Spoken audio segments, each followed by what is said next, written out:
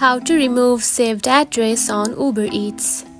If you have been using the Uber Eats application and you are wondering on how to remove the saved address on it, don't worry, in this video I will show you how to do it, so let's get started.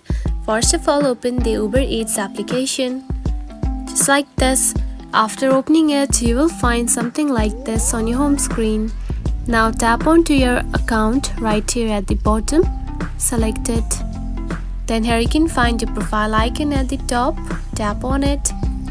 Then here you can find your saved places right here. Select it. Now scroll down and here you can find the pencil icon right next to the address to edit it. And if you don't have it, then you need to note that the option to remove an address might only be available if the address is not set as your current active location. If you are unable to remove the address through the Uber Eats app, you can try updating or removing it via the main Uber app, as changes there often reflect in Uber Eats as well.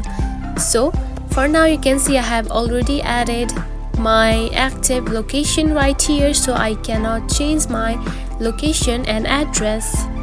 And if you want to add another address of your delivery, you can simply change your address once you order on this app.